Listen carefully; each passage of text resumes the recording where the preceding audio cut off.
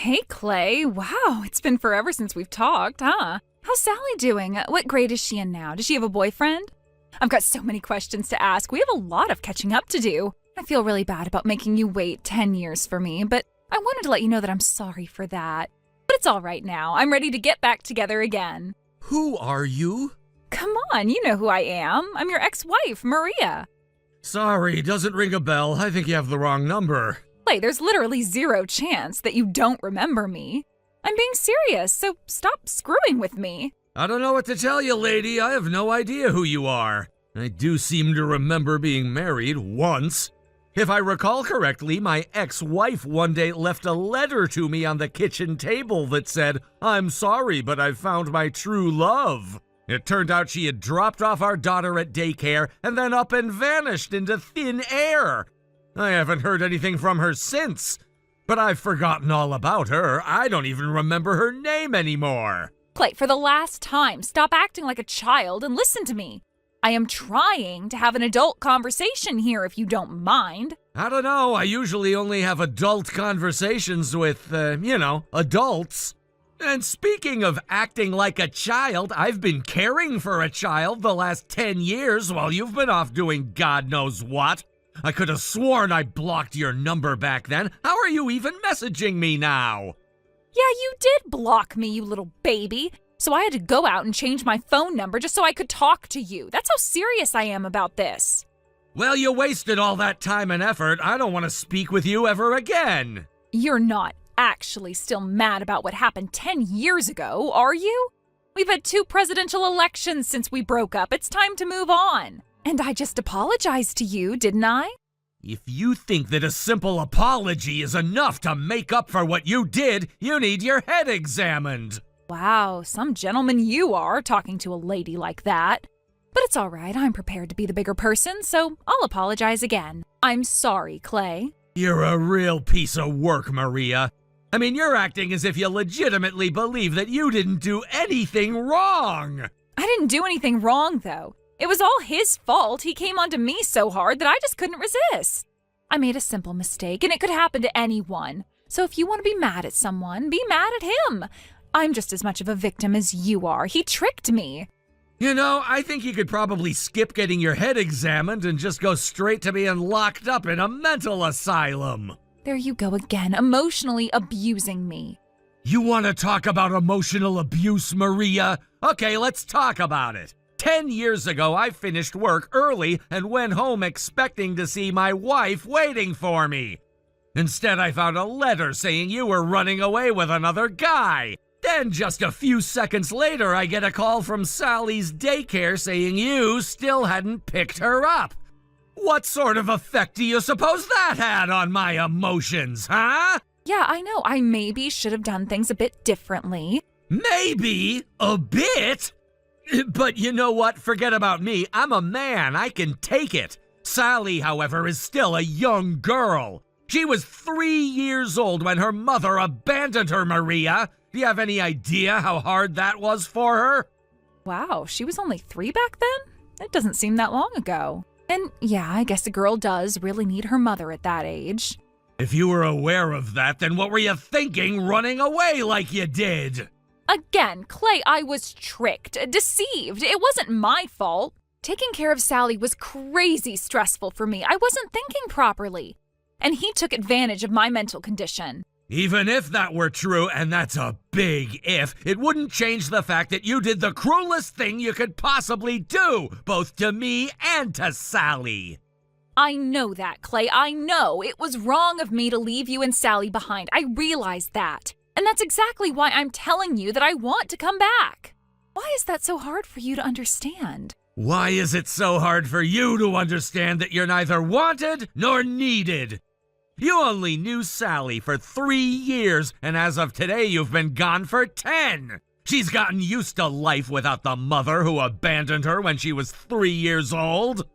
I don't think you're taking Sally's best interests into account, Clay. What's better for a child, to have a mother or not? You've been taking care of her all by yourself these last 10 years, haven't you? That must have been really hard on you. But don't worry, I'm going to be there to help you out from now on. That would be better for you, Sally, and me. It would have been better for all of us if you hadn't left in the first place. You're the reason she's been without her mother all these years. And above all, I have zero interest in getting back together with you. I've had my sister here to help me out with Sally, so there's absolutely no reason for you to come back home now. Like, putting on this strong and stoic act is only going to hurt you and Sally. And you've been making your sister help you? Think about how much trouble you've caused her. And if you'll just take a moment to swallow your pride and think clearly, I know you'll realize what the right thing to do is. Yeah, I do know what I should do. Great. I just wish you wouldn't have put up so much of a fuss. You wasted all that time and effort for nothing. I'll ask Sally what she thinks. Huh? If you're as concerned for her well-being as you claim, then it only makes sense to ask her directly what she wants, right? I can go and ask her what she wants right now. Well, okay, yeah, I guess that's fair. Go ahead and ask her.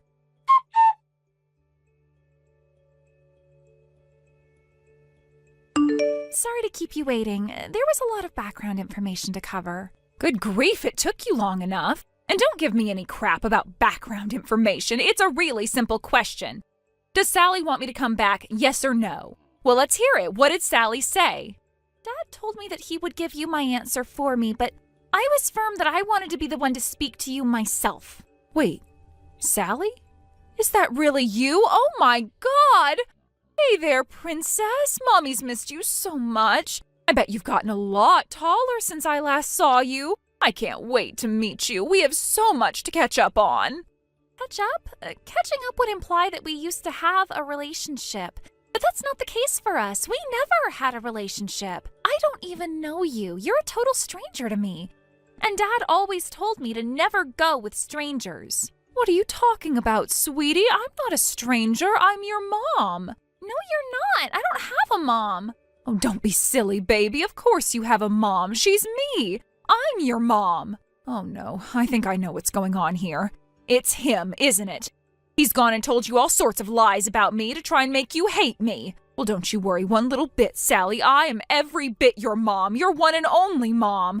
I'm not a stranger. I was there when you were born. You just don't remember me, that's all. I know it'll all come back to you once we meet up, though. I do have memories from way back then, actually. Faint memories, but memories nonetheless. But I always thought that the woman in my memories was Aunt Stacy, the woman who always looks after me while Dad is at work. I had no idea that woman was my mom. After all, I've never called anyone mom before in my life, at least not that I can remember anyway.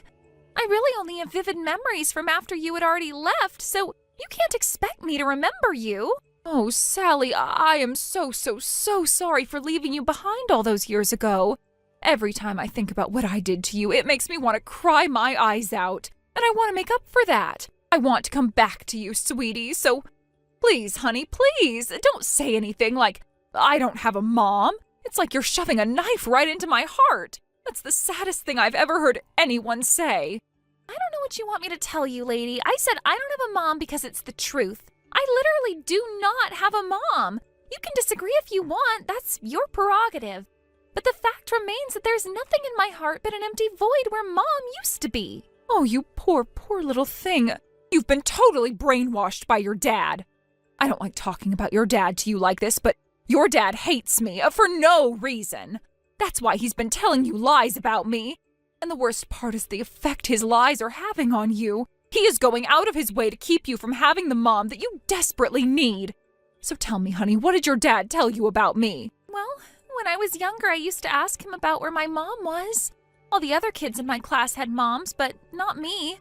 But he only ever said, you don't have a mom, and that's okay. I knew it. He was brainwashing you. It's not really brainwashing, though, is it? I mean, what was he supposed to tell me as a 5-year-old girl?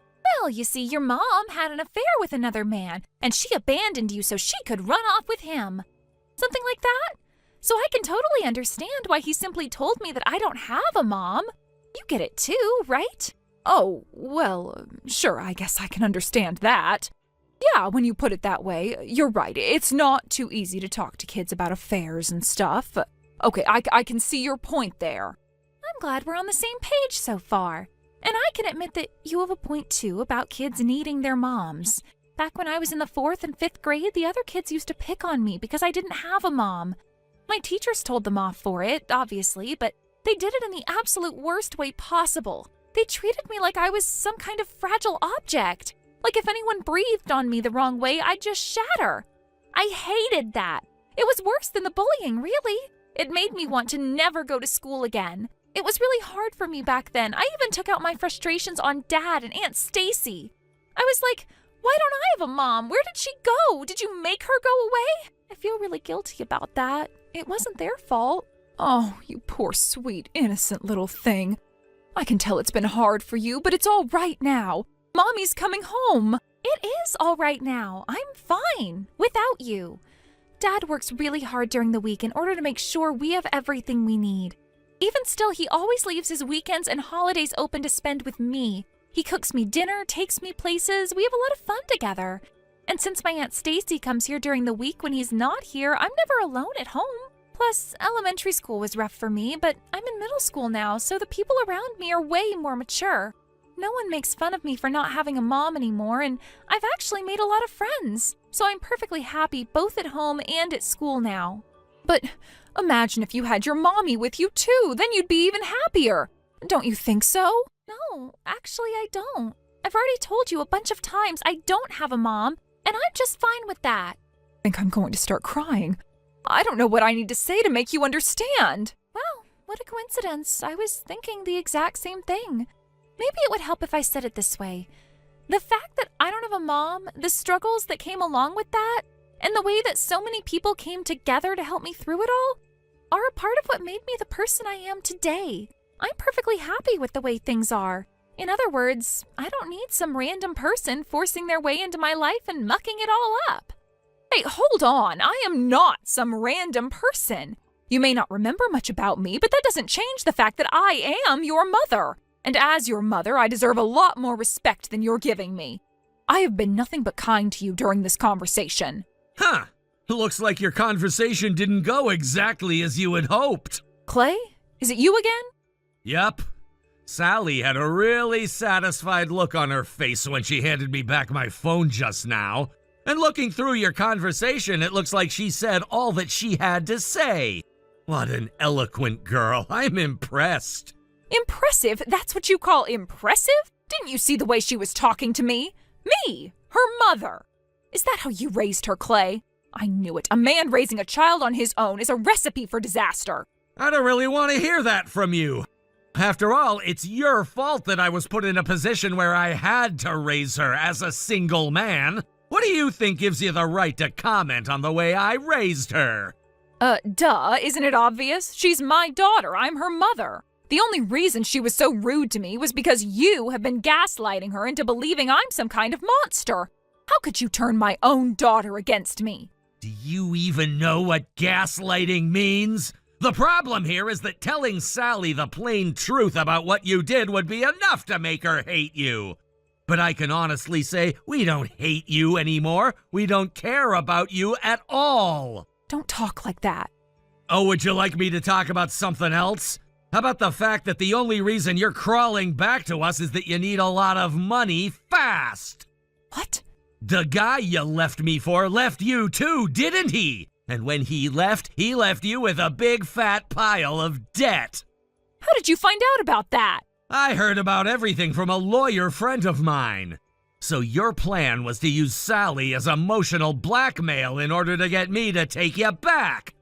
Then once I did, you were gonna suck me dry. Do I have that right? No, that's not right at all. Oh yeah? Then go on, I'm listening. Why did you choose to text me so suddenly after 10 years? I don't know. I guess I didn't really have much of a reason. Right. Sure, whatever. It doesn't matter anyway. No matter what reason you might have to reach out to me, neither Sally nor I want anything to do with you. So stay away from us. Got it? Goodbye. Hey, hold it right there. This conversation is not finished. Clay!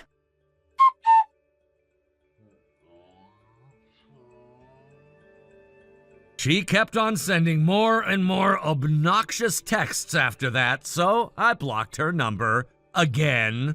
If she went out and got another new phone number just to harass us, I was planning on going to the police and reporting her for stalking. Fortunately, though, I didn't have to do that. Why is that, you may ask? Well, a few days after I blocked her number, she got arrested for trespassing and breaking and entering. Apparently, she broke into the house that we used to live in back when she first left us.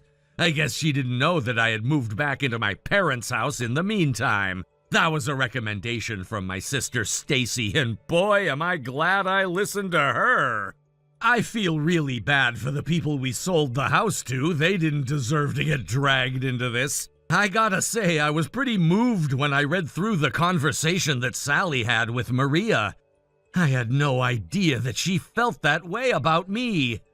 I hate that my issues with her mother have caused her so much trouble in her young life, but that all just makes me want to work twice as hard to ensure that she always feels loved and never feels alone. Sometimes I feel like it would genuinely be good for her to have a mother figure in her life. You know, someone that she can actually call her mother. But I also know that I can't just go out and marry any willing woman. She's gonna have to be okay with taking on the heavy responsibility of being a stepmother. And, more importantly, she's going to have to be someone who Sally can love and respect as her mother. In the meantime, though, Sally and my sister Stacy are having a great time together. Milan, can we talk for a minute? Huh? Nia? What is this about? It's been a while since we last talked. How have you been? Yeah, I guess it has. So what's the deal? Why are you suddenly acting all friendly and casual like this? We were never that close. What are you talking about, Milan? We used to be on a first-name basis. We started using first names just because we sat near each other in one class back in college. You kept chatting with me out of nowhere and insisted I call you by your name. Honestly, I don't remember us being particularly close, so what do you want? Wow, so I was the only one who thought we were close? We hung out together, you know. You mean that one time you were at a group date my friend invited me to? I don't even remember talking to you there. There you go again, saying things like that. Well, it's true. Anyway, if you're not getting to the point, I'm done responding. This is starting to feel like a waste of time. I didn't know you were this cold. No wonder you can't understand other people's feelings. What's that supposed to mean? Did I do something to you? Because last I checked, we haven't even seen each other since graduation. Yeah, I know. I haven't actually spoken to you since then. I just happened to see you. What do you mean? I wanted to talk about Caleb. Caleb? How do you even know about him? Oh, I figured you wouldn't know. Well, Caleb and I are childhood friends. Childhood friends? Yeah, we grew up in the same neighborhood. We went to middle school together. He even confessed to me back then. Really? And? Well, I turned him down. I didn't think he was quite good enough for me at the time. Oh, okay. Anyway, I was back home during the last holiday, and guess what? Caleb was visiting his parents, too. We ran into each other completely by chance. Doesn't that sound like fate? Not really. You're so cold. But you know what? Even I didn't think much of it at first. Yeah, well, Caleb hasn't really changed much. He's had the same face for years. Let me guess, you were drawn to his looks? Wait, how did you know? You're not even going to deny it? I just remembered seeing someone at that group date who ignored everyone else just to chase after the best-looking guy there. You annoyed him so much that he tried to avoid you. Well, that's harsh. You're making me sound like some shallow girl who only cares about appearances. I mean, yeah, I used to be like that, but this is different. Caleb's special. He's kind and easy to talk to. So what? Is that why you're contacting me? What does this have to do with me and Caleb? I confessed to him, okay? I told him how I felt, but he turned me down. Said he was already seeing someone. Then yesterday I saw him walking with you, and I realized you're the one he's dating. Took you long enough to figure that out. Honestly, I barely remember what you look like. Even as a joke, that's kind of mean, but whatever. Caleb's nice though, isn't he? I wasn't joking, and yeah, I guess he's nice enough, but what's your point? I mean, think about it. Even after I confessed, he still rejected me properly. He didn't make excuses or try to sneak around. He actually respected the person he's with, even if he doesn't really love her. That's sweet, right? Wait, what did you just say? That he's sweet? No, the part where you said, even if he doesn't really love her. Are you seriously talking about me? Yeah, obviously. And what exactly makes you think that? Because he confessed to me before. Why would he suddenly be in love with someone else? Clearly, he's just dating you because he couldn't get over me. Are you serious right now? Of course I'm serious. He's always liked me. Why would that change? I doubt he's met anyone more attractive than me since then. Wow, you are unbelievable. You really think the world just pauses for you, huh? It's not like that. I'm just being realistic. I mean, back then, Caleb was so obvious about how much he liked me. He couldn't even talk to me without stumbling over his words. His face would turn red just by standing next to me. Do you really think feelings like that just disappear? Yeah, it's called moving on. People do it all the time. I don't buy it. He's just pretending with you. Maybe he's just tired of being single, or maybe you're just convenient. I mean, no offense, but Caleb's way out of your league. There's no way he's really into you. Right? And I'm sure you telling yourself that makes you feel better. You know what? Fine. Believe whatever you want, but you should know when I talked to Caleb, we actually had a great conversation. He remembered so much about me. Stuff I didn't even think he'd still remember. He remembered my favorite color, the old nickname my friends used to call me, even the way I used to tie my hair back in middle school. Doesn't that say something? Yeah, it says that Caleb's polite enough not to ignore you. It doesn't mean he's secretly in love with you. You're being ridiculous. You can't seriously believe he's really over me.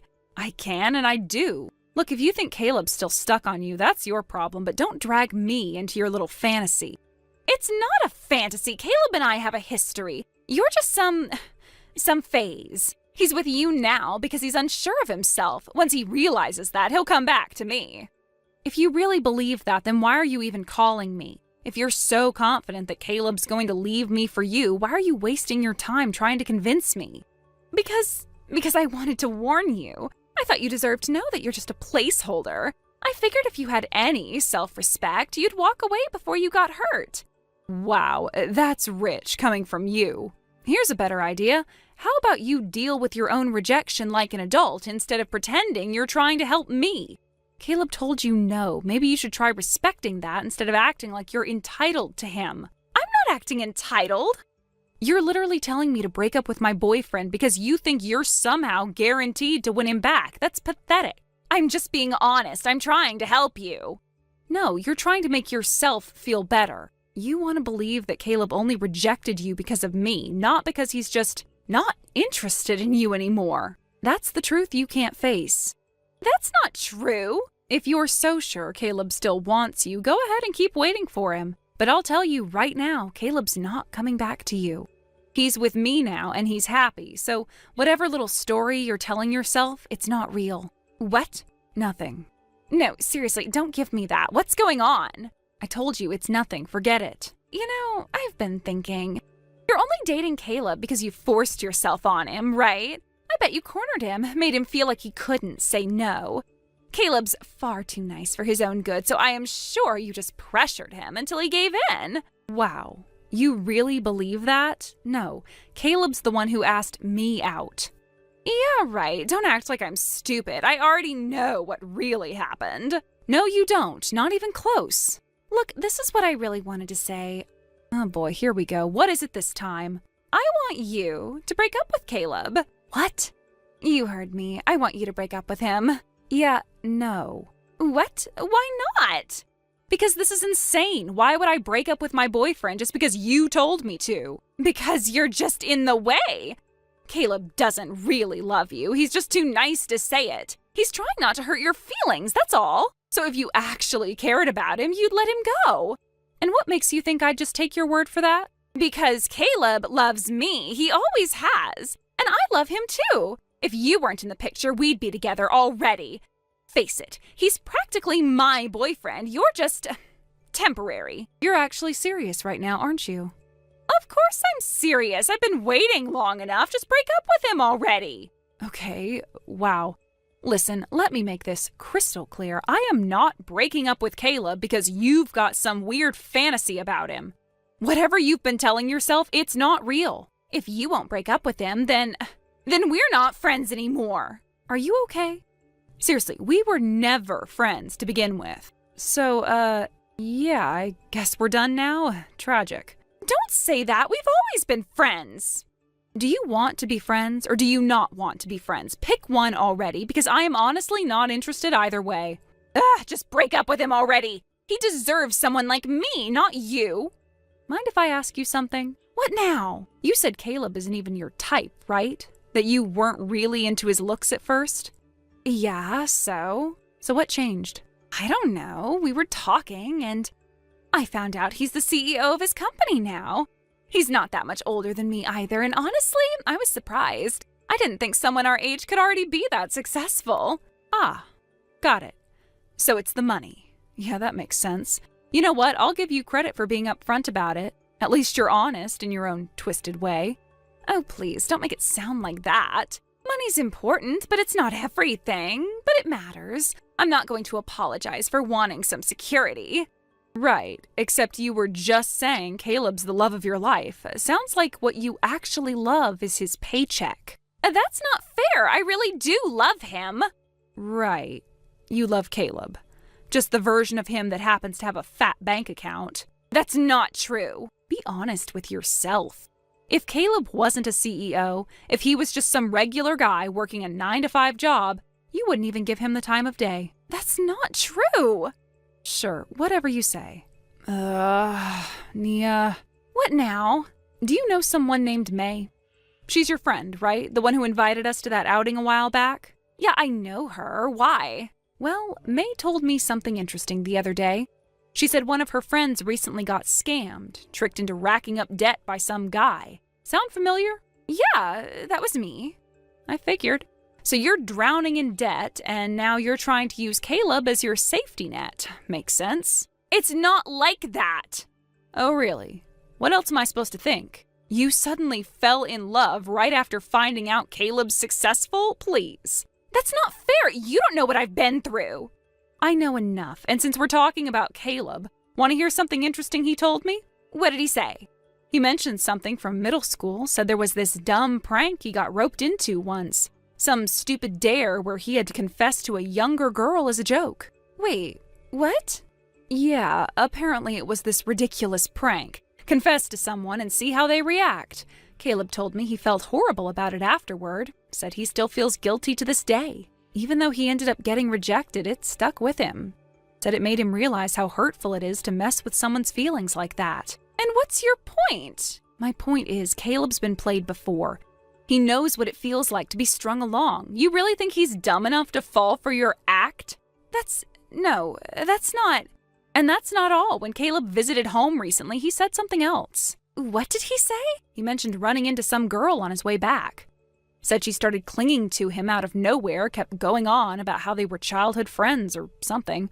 He said she practically threw herself at him and then confessed like she was doing him a favor. That can't be. That was you, wasn't it? You seriously thought you could just show up, bat your eyelashes, and have him fall into your lap? I didn't think. Oh, I know you didn't think. That's exactly the problem. Whatever you convinced yourself was happening, that wasn't reality. It was all in your head. No, it can't be. Hate to break it to you, but Caleb's not interested. He never was. And honestly, if this whole thing was just about digging up a rich guy to fix your money problems, that's just pathetic. Shut up. You don't know what I've been through. Don't act like you're better than me. You're right. I don't know what you've been through, but I know this. Caleb doesn't owe you anything. If you've really got the time to cause scenes like this, maybe you should put that energy toward figuring out how to pay off your debt. And while you're at it, stay away from Caleb. He doesn't need your mess dragging him down.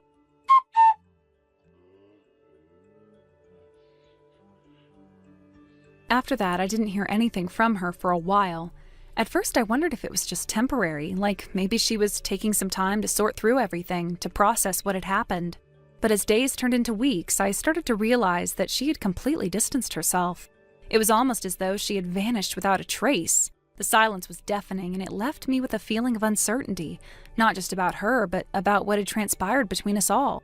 It wasn't until later that I heard from May. She had gotten some details about what had happened to her after our last encounter. Apparently, she had thrown herself into trying to pay off the debts that had been hanging over her head. She must have been desperate, as we all can be when faced with financial pressures. But instead of finding a way out, her attempts had only made things worse. In her rush to solve that problem, she had ended up accumulating even more debt, spiraling deeper into the hole she had already dug for herself. The realization hit me hard. Debt is not something to be taken lightly. It can entrap people in ways they don't even anticipate. I had known that financial struggles were a reality for many people, but hearing how much she had gotten caught in it made me realize just how easy it is for someone to fall victim to a vicious cycle. It made me reflect on how dangerous debt really is. It doesn't just affect your bank account, it affects your peace of mind, your sense of security, and your mental health. The worry, the constant anxiety about how to make ends meet, how to pay off what you owe, it's overwhelming. And I could see how quickly it can spiral, how someone can make one bad decision after another while trying to dig themselves out, only to end up even further in the hole. I was thankful that I had never been in that position, but hearing May's account made me more aware of how easily it can all unravel. May also told me that one of the worst parts of it all was that she had been tricked. In her desperation, she had fallen victim to a scam, someone who promised to help her get back on track only to make things worse. I couldn't help but feel a sense of anger and frustration. People who take advantage of others when they're most vulnerable are the worst kinds of predators. Scams like that are an unfortunate reality for so many, and I felt a strange mixture of sympathy and concern for her. She had been in such a difficult place that she couldn't even see the manipulation happening right in front of her. I have always known that people like that exist, but hearing how easily they could exploit someone made me more cautious in the future. It's scary how quickly trust can be shattered, how quickly one's life can be altered in the worst way possible when they least expect it. Despite everything, I had already moved on from the chaos that surrounded her. At that point, I had made a decision to marry the man I loved. We were in a stable place now, with no more uncertainty clouding our future. There was no fear of being tricked into something like a marriage scam because I knew my partner was someone I could trust completely. We had already been through so much together, and our relationship had only grown stronger. His business had finally become successful after years of hard work, and it was because of that success that he felt confident enough to propose to me. I couldn't have been happier. It wasn't just the proposal itself that made me feel so confident. It was the culmination of everything we had worked through together. His hard work, determination, and loyalty to me were qualities that I admired deeply. I had seen the highs and lows of his journey, and I was proud to stand by him through it all. His success wasn't just his own, it was ours. It felt like the reward for all the time we had invested into each other, for all the faith we had placed in one another. As I reflected on everything, it struck me just how differently things had turned out for both of us. While she had continued to struggle, constantly battling against the tide of her own choices, I had managed to find peace and stability. I had built a life with someone I could count on, someone who loved me unconditionally, and I was now preparing to marry him. The contrast between our situations was stark, and it made me think about the decisions I had made in my own life, how they had led me to where I was today. There was something deeply humbling in realizing how our choices, whether big or small, shaped our lives. In some ways, I almost felt a sense of guilt about how things had turned out. I didn't wish for her to suffer, but at the same time, I knew that her situation was a result of her own actions. She had made reckless choices, trusted the wrong people, and ultimately found herself alone and burdened by debts she couldn't handle. It was a harsh lesson, but one that I think she would have to learn on her own. The more I thought about it, the more I realized that there was nothing more I could do for her. Sometimes you have to let people face the consequences of their actions, no matter how hard that may be. And while I couldn't change her fate, I knew that I was in control of my own future. I had worked hard to get where I was, and I was not going to let anything, or anyone, ruin the happiness I had found. I had learned so much from the past, lessons about trust, responsibility, and the importance of making careful decisions. And with those lessons, I was moving forward, ready to start a new chapter with the man I loved. Thank you for watching and listening. We hope you enjoyed the video. Don't forget to like this video and subscribe. Also, feel free to leave a comment about what you thought of the story. We look forward to seeing you at the next story. Hey, Elliot. Got a minute? I need to talk to you about something. Lainey? Yeah, I've got some time. What's on your mind? Did you hear about the announcement? Announcement? What announcement? The one from the kindergarten. They're having a performance this Saturday. Don't tell me you didn't know. Oh, that. Yeah, I know about it. You sounded so serious. I thought it was something bad. So, what about the performance? Huh, that's a pretty casual reaction. You make it sound like it's no big deal. I'm kind of cold, don't you think? It's the kid's big moment, and you're acting like it's nothing. That's not true. The way you started the conversation threw me off. I thought something was wrong. Of course I'm excited about the performance. Oh, really? Well, I'd hope so. What's that supposed to mean? I mean, Amy's playing the lead role, right? Of course you're excited. So you knew. But listen, it's not like I'm excited just because she's the lead. I'd be proud of her no matter what role she's playing. Oh, please don't act like you're above all that. Excuse me? What's that supposed to mean? Come on, everyone knows being the lead is better than some background role. Don't pretend you don't care about that. Don't put words in my mouth. That's not how I feel.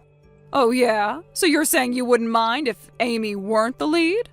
Exactly. As long as the kids enjoy themselves, that's what matters most. Then let Cam take the lead. What? I'm saying let Cam take the lead role. If it doesn't matter to you, then it shouldn't be a problem, right? Are you serious? That's impossible. See, I knew it. You're just pretending it's not a big deal, but deep down, you don't want to give it up. That's not what I meant. Look, it's not something we can just decide ourselves. The teachers are the ones who assign the roles. I'm not asking you to change things yourself. All you have to do is tell the teacher that Amy wants to give up the role for Cam. Easy, right? That's ridiculous. And no, I'm not doing that. Why not? Because Amy's been working hard on this for weeks. She's excited about it. You can't just expect her to step aside. And anyway, did Cam even say she wanted the lead? I don't recall her being the type to throw a fit about this kind of thing. Of course Cam wouldn't whine about it.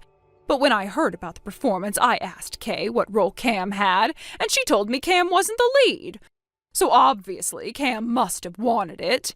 Well, that sounds like you're just assuming things. Either way, I'm not asking Amy to give up her role. You'll have to let it go.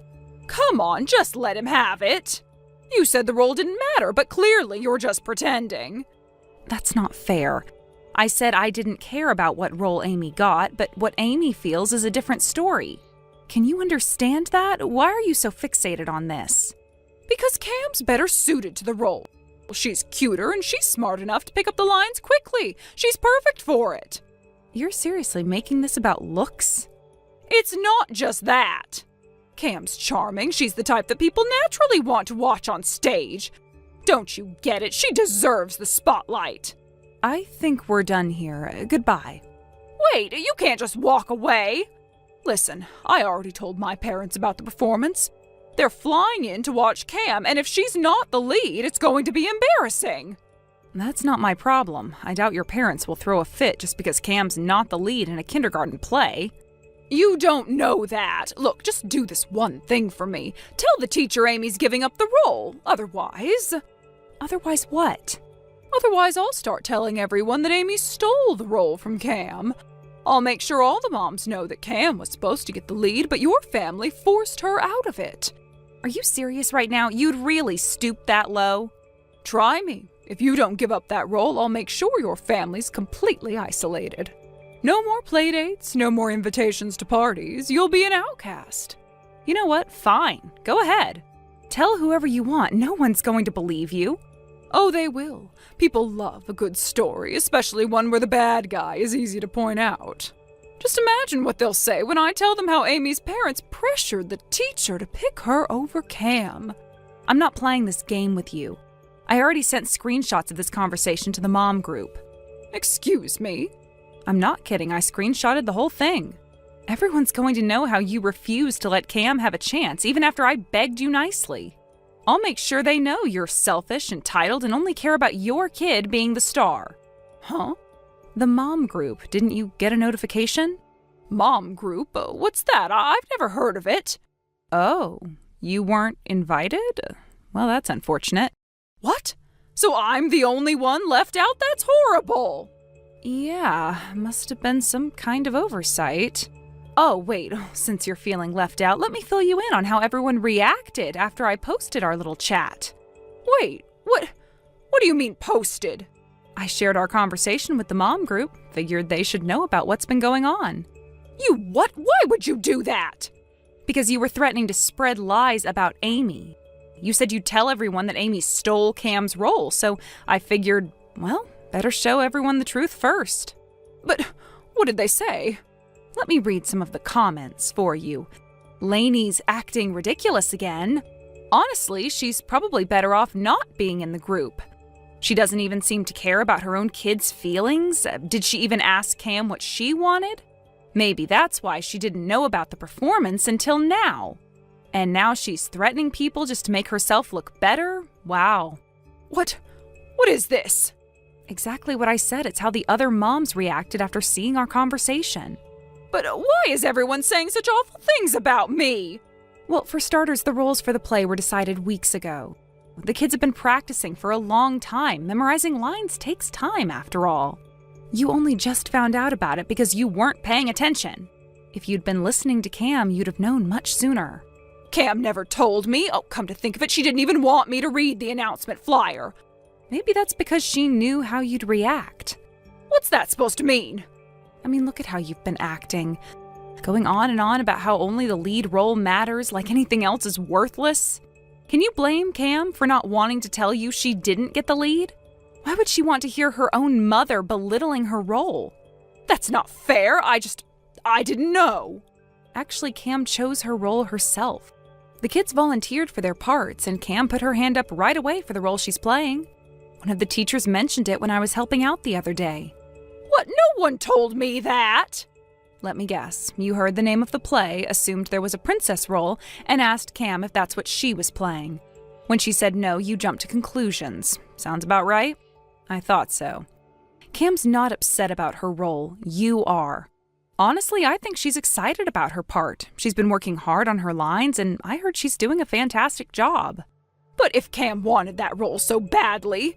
She didn't. Cam picked her role because she liked it. And for the record, the lead role wasn't just handed to Amy. A bunch of kids volunteered for it, and they ended up deciding with a game of rock, paper, scissors. Rock, paper, scissors? Yep, 3 kids ended up sharing the role. 3? Wait, you didn't know that either? No wonder you've been so fixated on this. I was starting to wonder why you were only coming after me about this. Well, guess that clears things up. The other 2 kids probably just aren't close to Cam, so their names never came up. Why would they need 3 kids for one role? Because the lead role has way more lines than the others. It's too much for one child to handle alone. Splitting it 3 ways makes it manageable. Then what was the point of this whole conversation? I don't know. Were you hoping to brag about Cam standing out and stealing the spotlight? Sounds like you were more worried about how things looked than how Cam actually felt. Honestly, I feel bad for her. That's not true. I just wanted her to have a chance to shine. By forcing her into a role she didn't even want? That's not supporting her, Lainey. That's just feeding your own pride. I wasn't trying to... You know what? Forget it. Cam deserves better than this. She's a sweet kid, and she's already been working hard on the role she chose. You pushing her into something else just because you're worried about what your parents will think, that's not fair to her. I'm not pushing her. Aren't you? Cam's been practicing quietly this whole time, and you didn't even know. If she wanted the princess role so badly, don't you think she'd have told you herself? Instead, she didn't even want you to see the flyer. Doesn't that tell you something? Look, I get it. You're proud of Cam. You want her to stand out, to be the star. But you're so caught up in that you're ignoring what she wants. I just wanted her to feel special. She already does. You should have seen her the other day showing off her costume to the teachers. She was beaming. You know why? Because she's playing the role she wanted, and she's good at it. I didn't know. Of course you don't. You were too busy trying to get her something she didn't even want. I didn't mean to make things worse for her. Then fix it. Talk to Cam. Ask her about her role. Really listen this time. Because right now you're the one making her feel like she's not enough.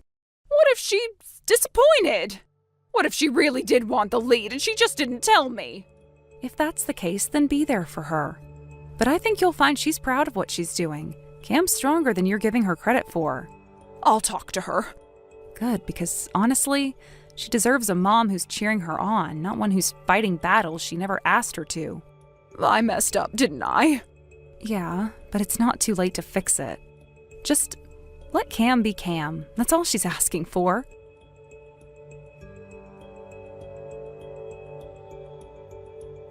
On the day of the performance, the children were eagerly and happily preparing for the play. Their faces lit up with excitement as they rehearsed their lines and movements. It was clear that they had been working hard and were looking forward to showcasing their efforts. The stage was set and the atmosphere was filled with a sense of anticipation and joy. They couldn't wait for their moment to shine, and it was heartwarming to see how much they had invested in making the performance a success. Among them was Amy, who, like the others, had her own set of nerves and excitement. Cam, too, was full of energy, but there was an added weight on her mind. Although the children were all focused on their roles and rehearsing in their own way, for Amy and Cam, the day held a mix of emotions, especially after what happened earlier. After the performance came to an end, everyone was buzzing with excitement. It had been a success, and the children had done a remarkable job. The applause from the audience was loud and full of admiration, and it was clear that the hard work they had put into the play had paid off. Amy and Cam, along with the other children, felt a sense of accomplishment. It was a moment that they would remember, a culmination of their efforts, and it felt like a small victory. However, after the event, as the crowds began to thin and parents started to gather their children, something unexpected happened. Cam's grandparents, her father's parents, approached her. They were warm and welcoming, but there was a noticeable tension in the air. It wasn't the usual cheerful greeting one might expect from family members, but rather a conversation that carried an undercurrent of discomfort and a certain weight of responsibility. Cam had known that something was off, but she hadn't anticipated what they were about to say. Her grandparents began by acknowledging the performance, but their words soon took a more serious turn. They made it clear that they knew about the trouble Cam had caused in the past.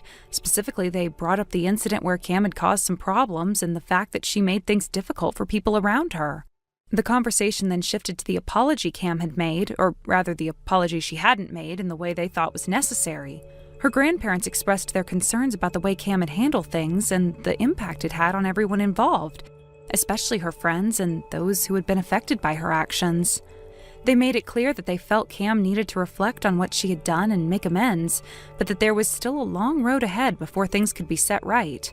It didn't end there. The conversation continued to delve into the difficult territory of her behavior, with the grandparents pointing out how Cam's actions had caused discomfort not only for the people directly involved, but also for others who had been a part of their social circle. Her friends had been put in an awkward position, and some of them had been hurt by her behavior. It was a harsh reality that Cam had to face, but she knew deep down that the truth of the matter couldn't be ignored. As the conversation unfolded, her grandparents revealed the decision they had made in consultation with Cam's husband. They had decided that Cam should return to her parents' house for a while to reflect on her actions and figure out how to move forward. It wasn't an easy decision for them to make, but they felt it was necessary for Cam's well-being and the well-being of the family. They expressed concern about the way things had been going and wanted her to have the space to think things through and heal. Amy, standing by Cam's side, could see the sadness in her friend's eyes. Cam didn't speak much at first, as the weight of the situation seemed to settle in. The idea of leaving was difficult, and the thought of being separated from her own home was a hard pill to swallow. However, she understood why it had come to this point. It wasn't just about the mistakes she had made, it was about the broader consequences and the need for some time to reflect, grow, and rebuild relationships. Cam's grandparents, although firm in their decision, were not without compassion. They told Cam that they understood how hard it must be, and they reassured her that their love for her had not wavered. They had only made this decision because they believed it was the best thing for her, even if it didn't feel like it in the moment. They didn't want to push her away, but they felt that the time had come for Cam to face the consequences of her actions and take responsibility for them. Amy, despite the sadness she felt for Cam, could see that there was a sense of kindness in the way her grandparents were handling the situation. They weren't being punitive or harsh, rather they were offering Cam the opportunity to reflect and grow in a way that would help her become a better person in the long run. And though it was painful to hear, Amy understood that sometimes difficult decisions had to be made for the greater good. Cam, for her part, listened quietly, her mind racing with a mixture of emotions. She felt a deep sense of regret for the way things had turned out, but she also recognized that this was a chance for her to take a step back and make amends. Perhaps this separation would be the space she needed to clear her mind, to truly reflect on the mistakes she had made, and to find a way to move forward in a more positive direction. Her grandparents continued to speak kindly, even as they informed Cam that her return to her parents' home was inevitable. They spoke about how living with her grandparents might offer a fresh perspective and a supportive environment.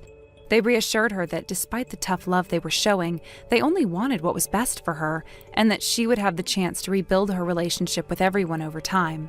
Amy, though sad to see her friend in such a situation, couldn't help but think that perhaps this would be the best thing for Cam in the long run. The grandparents had always been warm and understanding, and the idea of Cam living with them for a while might be the healing process she needed.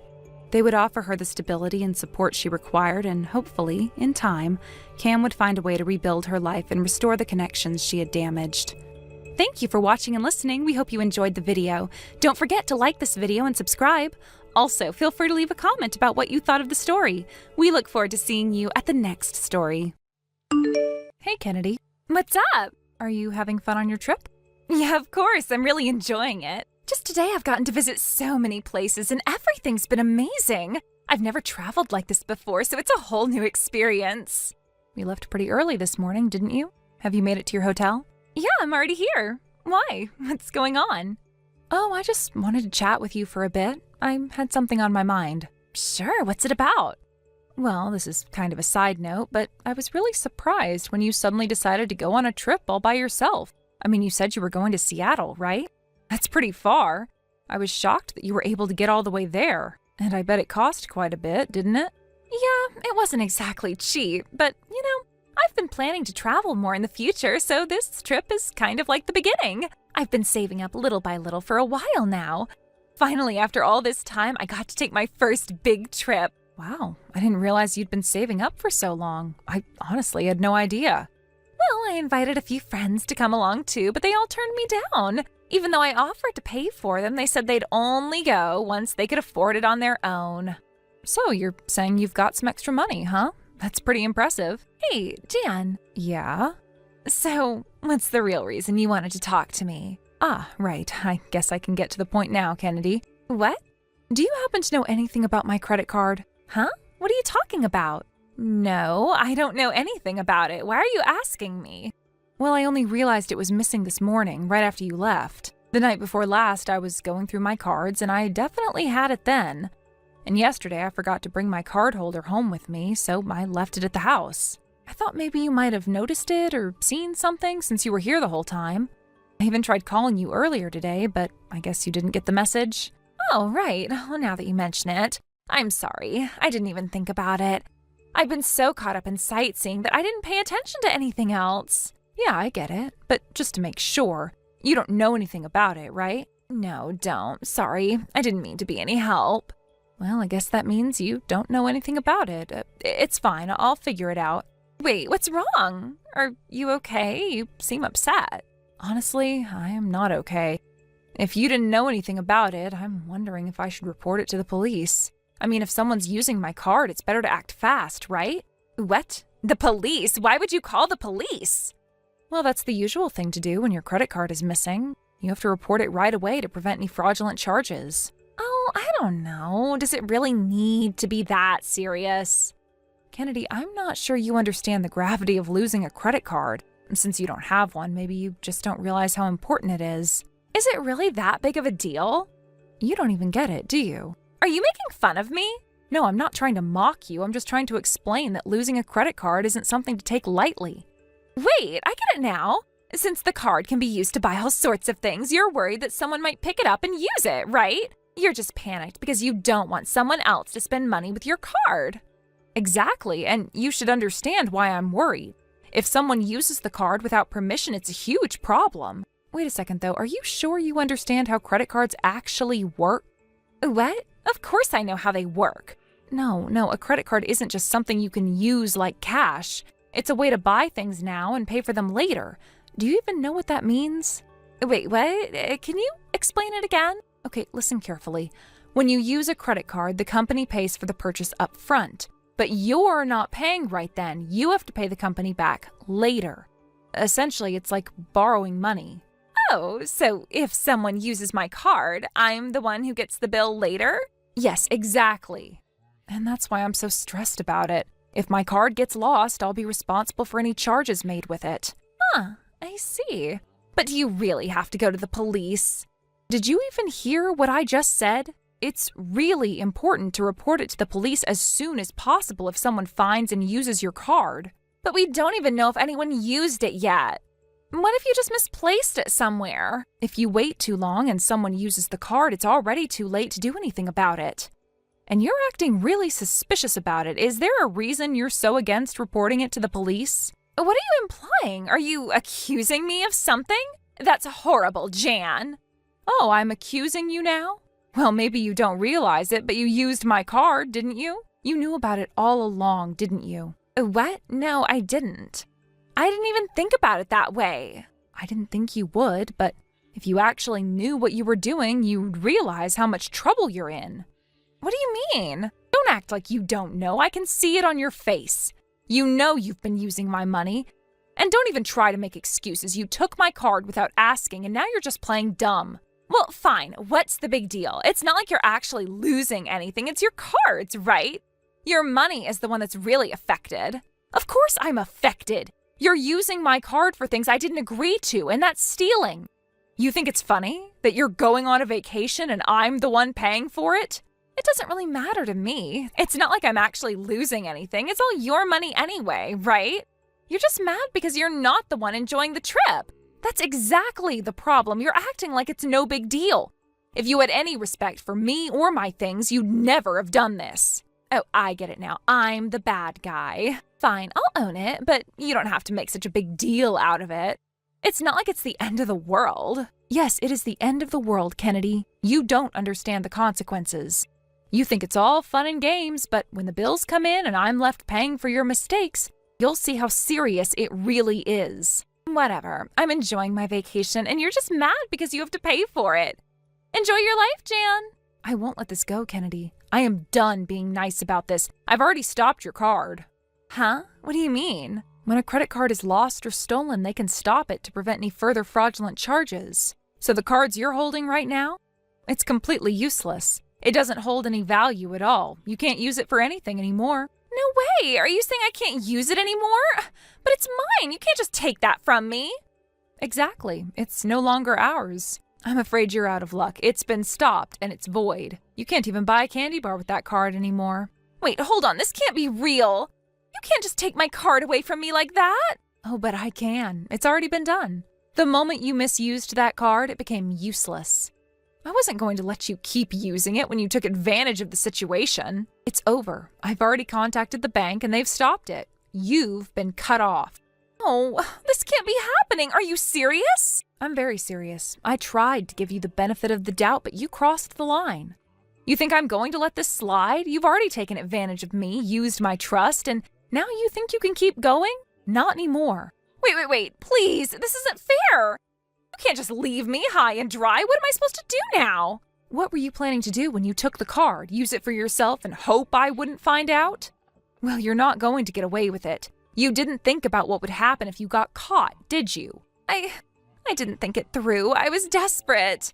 I didn't think you'd find out so soon. Please, just let me have it back. I'll make it right, I promise. Just please. I'm sorry, but I'm afraid it's too late for that. You had your chance, and now you're dealing with the consequences. The card is gone, and I am not going to just hand it back to you. You'll have to live with this.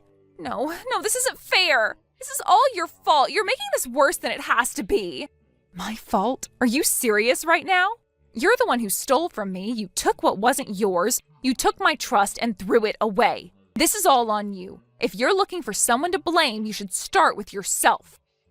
No, I didn't mean to steal from you. I just needed the money. I didn't know what else to do, and I was scared of what would happen if I didn't. I didn't want to be stuck in this mess, and I thought I could fix it before you noticed. Scared? Scared of what? You thought you could fix it before I noticed? You didn't even think about the consequences of your actions, did you? You thought you could take what isn't yours and just get away with it. And now you're trying to blame me for this? I didn't know what to do. I didn't think it would go this far. Please, just don't make it worse. I'll fix it. I'll do anything. Just don't make me lose everything. Lose everything? You already did that when you decided to steal from me. Everything you had is gone because of your choices. It's all gone. Please don't tell Mom and Dad. Don't make it worse. I'm begging you. I'm sorry. Really, I messed up. I know I did, and I'll make it right. Just please don't tell them. Oh, you think I'm just going to cover this up for you? Do you think I'm going to let you keep hiding what you did? I'm not your personal cleanup crew. You made this mess, and now you need to clean it up. You don't get to hide from your mistakes. I won't tell them, but it's not like I'm going to just let you off the hook. I've already made arrangements and they know what happened. What? You've told them? No, please, you can't do this. Please don't tell them. They'll hate me. You're ruining everything. They know. I'm not going to let this slide just because you're family. I told them and we made a decision together about how we're going to deal with this. And trust me, you're not going to like it. Please, please don't do this. I'll work it off. I'll do whatever you want. Just don't make it worse. I'm begging you. Don't tell Mom and Dad. I can't lose everything. I already told them and the decision is made. There's no going back now and I'm not going to let you get away with this. You're going to have to face the consequences whether you like it or not. Wait. You can't do this to me. I'm your family. You can't just leave me hanging like this. I made a mistake, but that doesn't mean I deserve to lose everything. Don't you care about me at all? I care about you, but this isn't about that. This is about what you did. You made a choice and now you have to face it. Don't you get it? This isn't about family. It's about what's right and wrong. And what you did was wrong. I'm not going to protect you from the consequences. What am I supposed to do now? You've taken everything from me. What am I supposed to do without the card, without the money? I'm stuck here. You're going to figure it out just like everyone else does when they screw up. You don't get to hide behind your mistakes and think that everything will just magically work out. You have to face it. You have to take responsibility. I can't do this. I can't handle it. You don't understand. This is too much for me. I can't take it. You can, you will, you have to. This is the reality now. You can either face it or you can keep running from it. But either way, it's not going away. So what now? What happens to me? What do I do? I can't go back, not after everything. Well, you have two options. You can either continue down this path to try to avoid your responsibilities and end up losing everything, or you can face what you've done, take accountability for it, and try to make things right. But how am I supposed to fix this? I can't even pay for anything now. I'm stuck here without money, without a way out. You're not completely stuck. I've already talked to Mom and Dad and we made arrangements for you. You're going to have to work hard, but you'll be able to pay for things in the end. It's going to take time, but that's the price you pay for your actions. I don't know if I can do this. I don't know if I'm strong enough for all of this. You are. You have no choice. But I'll be there to help you through it. This isn't going to be easy, but you can get through it. You just need to stop running and start facing the reality of what you did.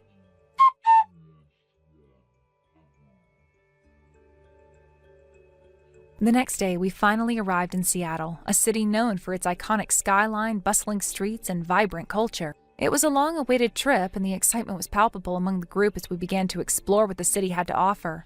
Little did we know that the day would be marked by more than just sightseeing. It would also be defined by the presence of someone who had, quite frankly, overstayed her welcome before we even arrived. She had apparently spent all her remaining money at the cafe, sitting there for hours waiting for us to show up. We had no idea she would go that far. By the time we got there, she must have been feeling pretty desperate. Honestly, it felt like she was using us to pass the time, or perhaps to gain some sympathy, hoping that we would feel bad for her situation. She was being, well, a bit of a burden. I couldn't help but think that we were dealing with more than just a friend. We were dealing with someone who didn't quite understand boundaries. From the moment we walked into the cafe, it was clear that her demeanor had shifted. She didn't greet us with the usual enthusiasm or warmth. Instead, she seemed to almost shrink into her seat, avoiding eye contact, and it became evident that she was feeling the weight of the decisions she had made. I mean, how could she not? She had spent money that wasn't hers to spend and was now reaping the consequences. Guilt and embarrassment were written all over her face. We tried to move past it and enjoy the day anyway, as we had come to Seattle for a reason. To see the sights, to experience the culture, and most importantly, to have a good time. The day was beautiful, the weather was perfect, and the city was alive with energy. We toured some of the city's most famous landmarks like the Space Needle and Pike Place Market, and explored the bustling neighborhoods that were full of life and history. But despite the fun we were having, there was an underlying tension, and that tension seemed to come from her, who remained quiet and distant the whole time. It was as if she didn't want to be there at all. She wasn't engaging in conversation, wasn't participating in any of the excitement that Seattle had to offer. I could see her constantly checking her phone, looking down, almost as if she was trying to escape from the situation. It wasn't lost on me that she was probably feeling the pressure of knowing that she had, in some way, mismanaged her resources, and now she was left with the uncomfortable reality that her actions were coming back to haunt her. It was hard not to feel a little awkward around her at that point, especially since we had all been excited to be there together. As the day went on, it became more and more clear that she wasn't enjoying herself. She wasn't really taking in the sights or participating in the things we were doing. Her silence was almost deafening, and I could tell that she was uncomfortable in her own skin. I almost felt bad for her. Well, I tried to feel bad for her, but at the same time, it was hard to ignore the fact that this was the result of her own choices. She had been the one who had mismanaged her money, she had been the one who had put herself in this position, and now she was the one suffering the consequences. It was like she was hoping for some kind of miracle or for someone to swoop in and save her from her predicament. It was at that point that my mother, the ever-direct and no-nonsense woman, dropped the comment that would seal the awkwardness of the day. As we were walking along trying to decide where to go next, my mother casually turned to her and, without missing a beat, said, "We don't waste money like Kennedy does." It wasn't said in a tone of anger, but it was definitely blunt and pointed. My mother's words cut through the tension in the air, and you could see the color drain from Kennedy's face. To be honest, I wasn't sure if my mother meant it to come out the way it did, but I knew my mother well enough to understand that she didn't always hold back her opinions, no matter how sharp they might be. I think she saw it as a way of calling out the issue directly, but I don't think she fully understood how much of a sting it would have. Thank you for watching and listening. We hope you enjoyed the video. Don't forget to like this video and subscribe. Also, feel free to leave a comment about what you thought of the story. We look forward to seeing you at the next story.